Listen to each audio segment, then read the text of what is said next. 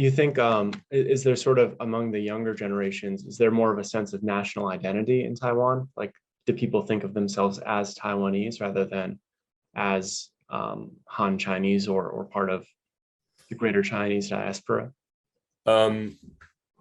Before the 2020 election, I believe that's the distinction between Chinese, being a Chinese and being Taiwanese isn't as clear cut as it is after the 2020 election. Oh. Yeah, I think 2020 is really, of course, some people say that, some people pull the line all the way until 2014.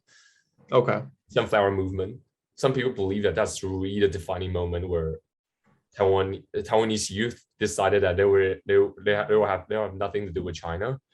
But to me, because since we have the 2018 election, where sort of like the conversation we have, like so Taiwan, the traditional Taiwanese political ideology, we aren't really divided between the traditional right and left. It's more about independence and unification. That's sort of how it's being divided.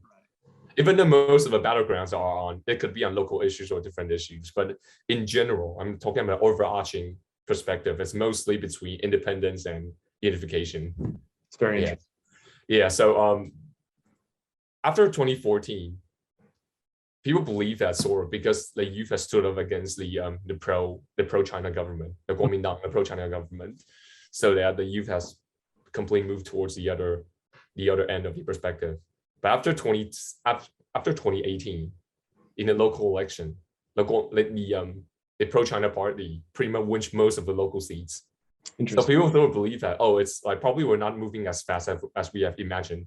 I mean, from a nativist point of view, a nativist in the sense that we believe that Taiwan at one point will become an independent country. And for some people start believing that, probably we're not moving as fast as we imagined. Okay. So probably you have to slow down. But in 2020, which swings back. So it has, some people argue that it has to do with Hong Kong. Yeah, I can imagine. Yeah.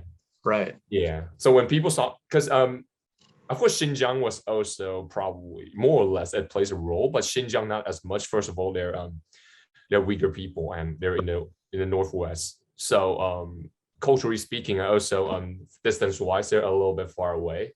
So most Taiwanese people probably, of course, the situation is so much more terrible in Xinjiang compared to what's happening in Hong Kong. Of course, in Hong Kong is already miserable, but Xinjiang is to a next level. Slavery. Yeah, I mean, but it's just so far away that people just couldn't connect as much as with what's happening in Hong Kong. But right after what happened in Hong Kong, the how do I explain it? The country pretty much swing back to a more nativist, more pro-independence stance. So and that's resulted to the victory of the Democratic Progressive Party in 2020, the re-election of President Tsai Ing-wen. Yeah. I mean, while I may not agree with her on everything, I as well as most, I think, Americans have really appreciated her leadership in sort of driving that, the point that Taiwan needs to be independent and stand up for herself. I think that's been really heroic on her part, very commendable. Or how do Taiwanese people generally view the US and Japan? Is there sort of a consensus, or is it rather mixed? I believe that culturally, majority of the Taiwanese people probably held favorably, majority of the population held favorably towards the United States and Japan, but culturally speaking. But when it comes to politically, like it's tricky. It gets back to the political dividing line. Okay. Yeah. So people who believe that we should have a greater connection with China will held suspicion with what's happening with of whether we should build a better political tie with the United States and Japan. But I think that the idea is not that Japan, like that these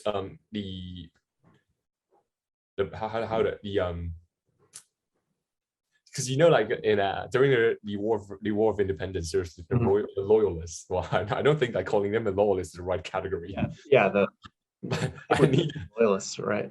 Okay, the pro-China faction. Let's just put it this way. Okay, so for the pro-China faction, I don't think they necessarily believe that China is a better option, like a better ally compared to the United States and Japan. But they just believe that the Japanese and the Americans are reliable when if a war ever broke out between between Taiwan and China. Interesting. And yeah, so I think it's more of a suspicion rather than hostility that I think we're seeing here. Yeah, it's not that people think that. So Taiwan we're not really, what we're seeing here is not really like what we're seeing in South Korea.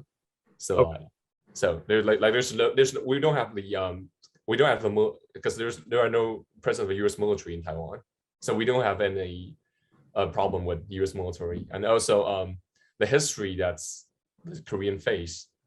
Taiwan share that past too, but because we have a process. Well, of course, this depends with your perspective on recolonization of China. Like after it's pretty much a settler state, if that makes sense. Like sort of like South Africa, where a small portion of population, outside population, just move into a country and seize control of the entire society.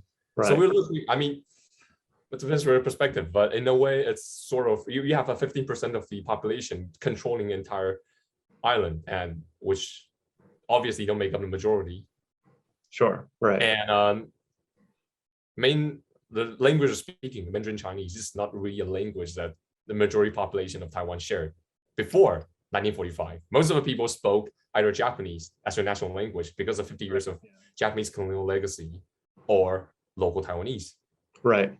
Yeah. So pretty much we are relieving another process of colonization. If it depends how you see it, but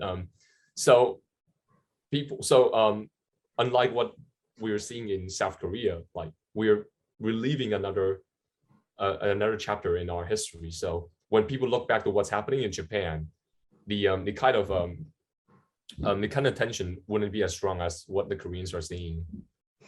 Okay. Interesting. So I wonder. Hold on, let me check my notes. No problem.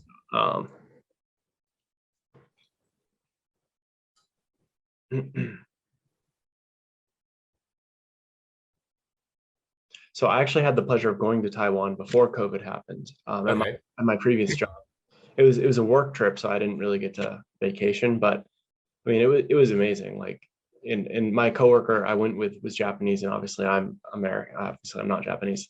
I'm American. And like just the hospitality was fantastic. I mean, it was certainly probably one of the best countries I've ever been to. Wow.